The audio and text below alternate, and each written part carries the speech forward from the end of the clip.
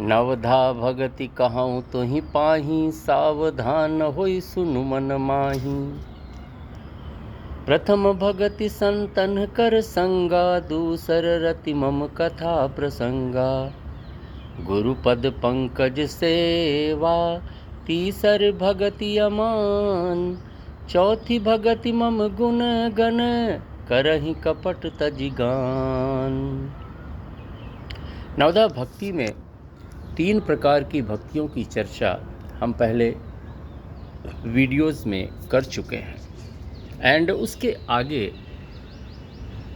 अब हम देखते हैं चौथी प्रकार की भक्ति। प्रथम भक्ति संतों का संग, दूसरी भक्ति भगवान की कथा में लगाव प्रेम, तीसरा गुरुपद पंकज सेवा।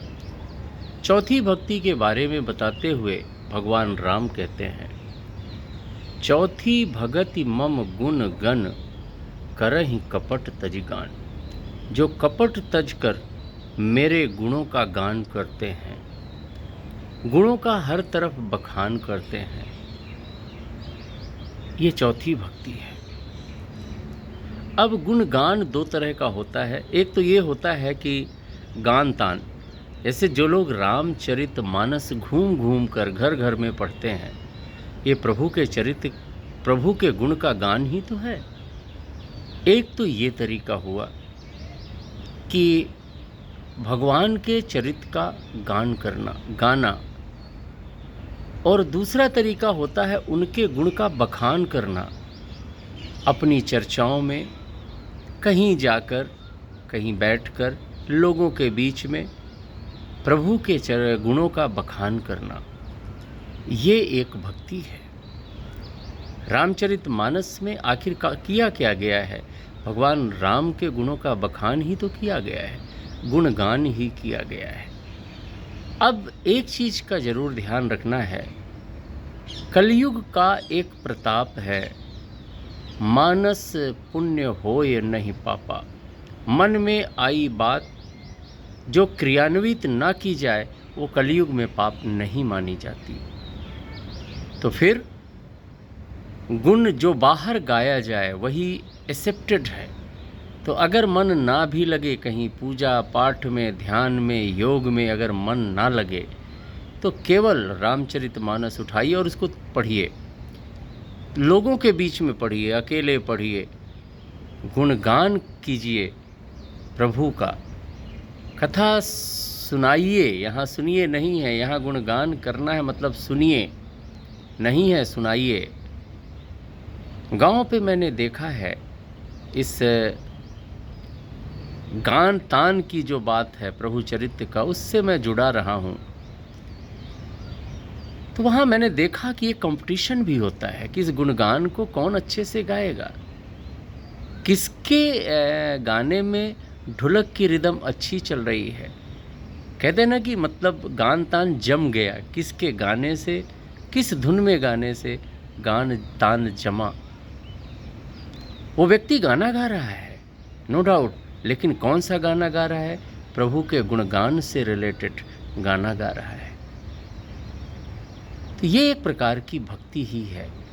आप ये इस भक्ति को किसी भी धार्मिक स्थल पे चले जाइए, लोग हरे राम कुछ भी, हे राम, जय श्री राम, जय सिया राम बोलते रहेंगे और उनके गुणों का गान करते रहते हैं।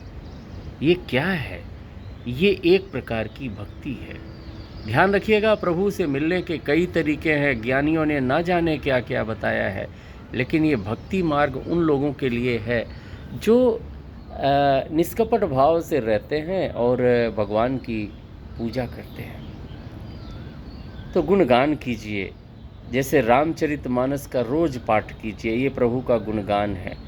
मन में करेंगे तो अंतरात्मा शुद्ध होगी, अंतरात्मा का विकास होगा। लेकिन अगर इसी गुणगान को आप तेज करते हैं, जोर जोर से पढ़ते हैं, तो निश्चित रूप से आप भक्ति कर रहे हैं और आपके पास एक भक्तिमय वातावरण बनेगा। तो चौथी भगति मम गुण गण, करहि कपट तजिगान। मैं प्रत्यक्ष बता रहा हूँ, मेरे पास एक एग्जाम्पल है। मेरे गांव में एक भैया थे, उनकी लिटरेसी कुछ भी नहीं थी, लेकिन वो गुणगान रामचरित पढ़ करके भगवान राम का गुणगान करते थे। ये उनकी एक भक्ति है। कई लोगों को मैंने देखा उस माहौल पे बैठे हुए कि बहुत भाव से, बहुत तेज से बेसुरा गाते थे, तब भी मन लगा के गाते थे। प्रभु का गुणगान है। कहते हैं ना कि अगर घी शक्कर चाहे जैसे भी मिले ठीक है। ज़रूरी ये है कि अपने आप को हम प्रभु के गुणगान में लगाएं।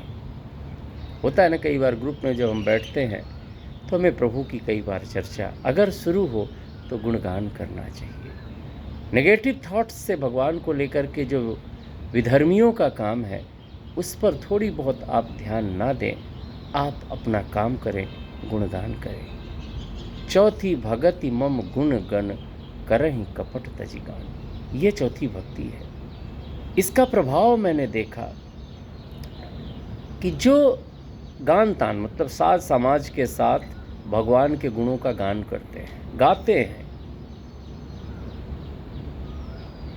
लेकिन इस गाने में एक चीज और जरूरी है।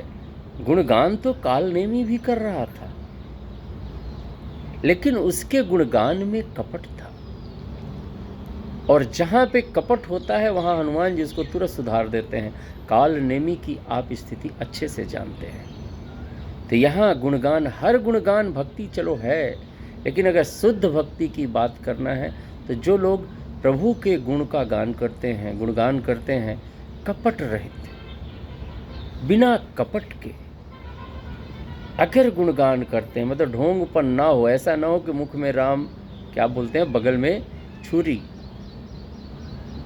कपट रहित होकर, कपट छोड़कर जो भगवान के गुणों का गान करता है, किसी भी रूप में गुणों का बखान करे या गान तान करे, ये एक भक्ति है। और जो ये भक्ति करता है उसको भगवान उसकी हर मनोकामना पूर्ण करते हैं, क्योंकि भगवान का हो जाता है। और जो भगवान का हो जाता है, कपट छोड़कर, ध्यान रखिएगा, कपट रहित। ऐसा नहीं कि दिखना चाहिए, लोगों को समाज में दिखना चाहिए कि ये व्यक्ति भगवान का गुणगान करता है, और जो व्यक्ति जिसके लिए बोल रहे हैं उसके अंदर कपट है। कपट छोड़कर, भगवान ने तो बोला है ना, मोहि कपट छल छिद्र न भावा। इन चीज़ों से बच करके भगवान के गुणों का गान करना, ये भक्ति है। तो चौथी भगति मम गुण गण करहि कपट तजी गान। जय सिया राम।